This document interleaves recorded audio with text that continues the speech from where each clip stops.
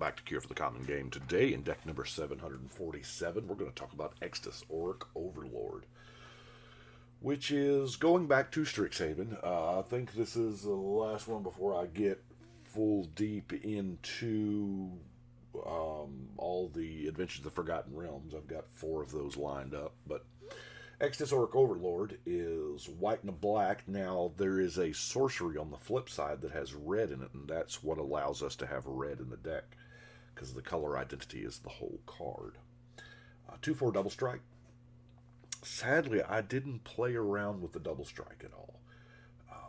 Whenever you cast or copy an instant or sorcery spell, return a non-legendary creature card from your graveyard to your hand. Now, this begs a couple of things. One, you need creatures in the graveyard that are not legendary. So, I think our commander here is the only legend in the deck so that we can get back any of our creatures that we want to. What kind of creatures do we want back? I mean, my first thought was the creatures with an ETB that put themselves in the graveyard, like Bone Shredder, Merciless Executioner. Now, granted, it doesn't have to put itself, but it puts something in the graveyard, right? Shriekmaw is an amazing card because you just evoke it and you just keep getting back this terror over and over again. So that's kind of neat. We'll just roll through the rest of these. We have a Cauldron Familiar. I mean, it's not outstanding, but it's not bad either, you know. High Priest of Penance. I've always liked the card, but he dies so all the time. So, getting him back, you know, is not bad. Dual Caster Mage, because it does say cast or copy, and this is a good one, you know. 2/2, he dies often. Angel of Despair with that sweet, sweet ETB. Deathbringer Thoctor, not really one to reanimate. This is just part win condition right here. Things are going to be dying, and I'm telling you what, the Thoctar cashes in on that. Geode Ranger tends to die. It's a great card. It's really good if you've got multiple land drops and you can dependably goad every other player, but typically you can't do that, so you're goading the same person over and over, and that person is going to end up killing the Rager. Timeless Dragon, if you planescycle it, it does put itself into the graveyard. Core Cartographer to get another land. Undertaker, that's sweet, to swap them back and forth. You know, if the card you discarded was a creature, you get to kind of to manipulate what's in your graveyard. Treasury Thrall, you get to return something back. Mayhem Devil is just an amazing card. Sacks a permanent, deal a damage to any target. We have another Flesh Bag. Dimir Houseguard. We have quite a few 4-mana cards in here, and this going to the graveyard, we can get it back and have that repeatable almost tutor.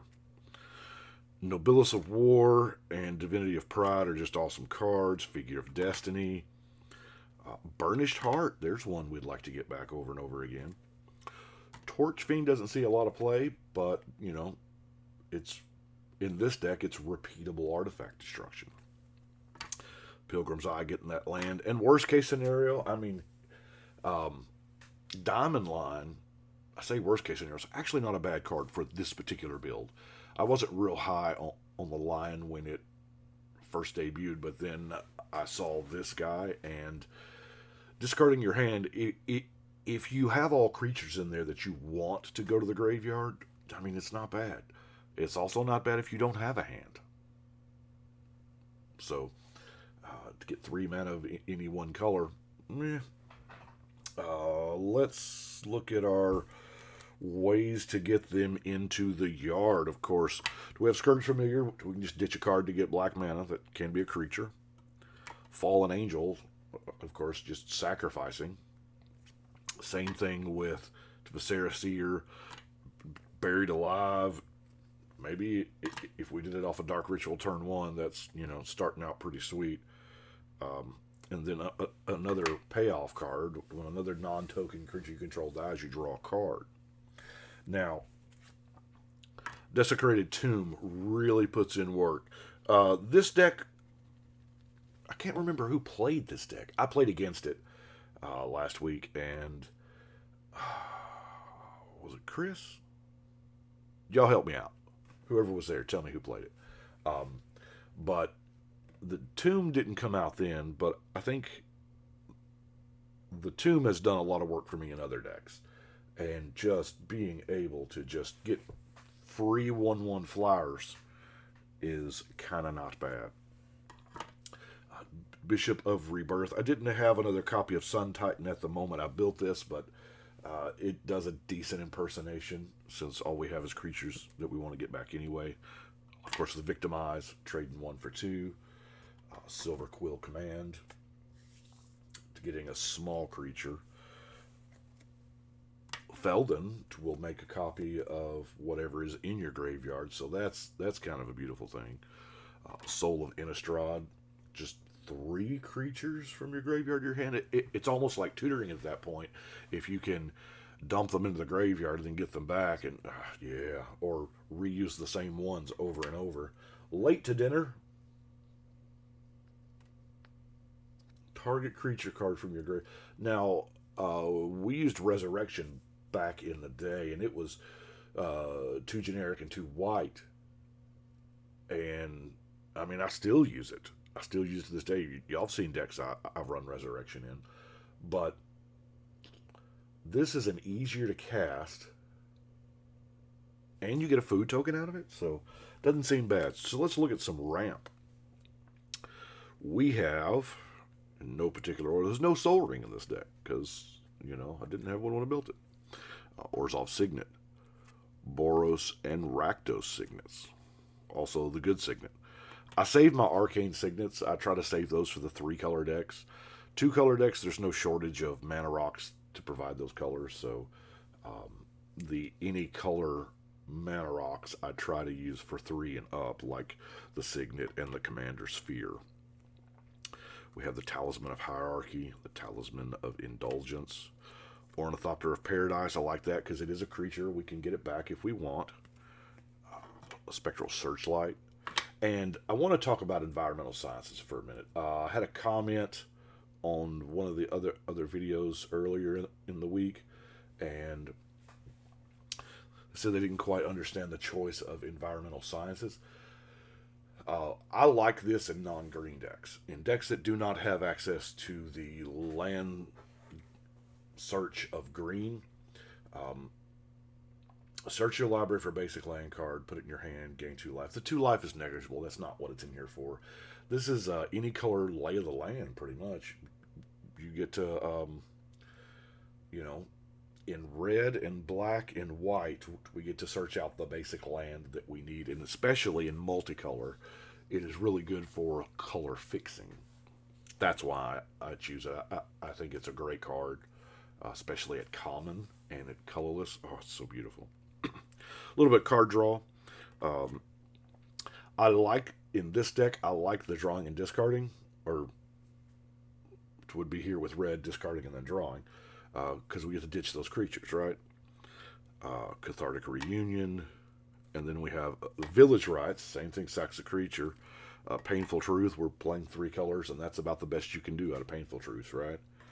And then Read the Bones. Now, I would have loved for a mass reanimation spell, or 5, but I just didn't quite have them. That's the reason why you don't see the really big dumb stuff, you know, the Eldrazi or the whatnots, the dragons, you know. But I was just trying to flesh out Extus as much as I could. So let's look at some removal. Now, a lot of our creatures that you saw were removal, like this guy. Now, he doesn't work when you reanimate him. You have to cast from your hand. But maybe blowing up all your creatures is not such a bad idea, you know, especially if you're outclassed on the table, which happens. We have Shock, Mortify, Lightning Helix, Unmake, Terminate, Despark, Wave of Reckoning. It's hard to know what category to put Boros Charm in, but, because, I mean, I've said this before, Boros Charm has 3 good abilities. Charms don't normally have 3 abilities. They have 1 conditional, 1 okay, and 1 decent. This has 3 decent abilities. Most of the time, I end up using it as an anti-board wipe. Permits you control gain indestructible, because it's so good. And then good old-fashioned fire sale here, when everything must go, the Comet Storm. Now we get into our non-basic lands, of which there is a ton. We have Alpine Meadow, Lorehold Campus, Stone Quarry, Silver Quill Campus, Temple of Triumph, Scoured Barrens. I think that's the end of the shiny ones. Bloodfell Caves, Tainted Field, Command Tower I use for about everything with more than 1 color, because they are plentiful now. They're way more plentiful than they were when I started this 5 years ago. Exotic Orchard, though, I do still tend to use in 3+ colors. The Nomad Outpost is an often forgotten tri-land. Cinder Barrens, Evolving Wilds, Savai Triome, Terramorphic Expanse, Rakdos Guildgate, Orzhov Guildgate, Boros Guildgate, and finally our awesome Rupture Spire. So, that is Oriq. There are definitely better ways to focus in and abuse that ability. By the way, let's look at the back here. This is a sorcery. Now, as I remember the rules correctly on this card is your commander. So, if y'all correct me if I'm wrong here, but I believed when this came out, this was how the RC ruled it. When this card changes zones, you have the option to go back to the command zone, whether it's the creature or the sorcery. And either one will cost you 2 more. You have to pay your commander tax from each time you've played the card. Doesn't matter what side. So, you could, in theory, repeatedly cast the sorcery over and over and over. But that is it for Oriq, so let's go put Oriq on the wall. 747 is done. I do apologize about today being a little late. I'm not going to lie. I slept in. So, and I didn't have a whole bunch in the can like I normally do, which I'm going to spend today recording, and so you should dependably have them back at 4 a.m. like I normally do. So, thank y'all so much for watching and waiting, and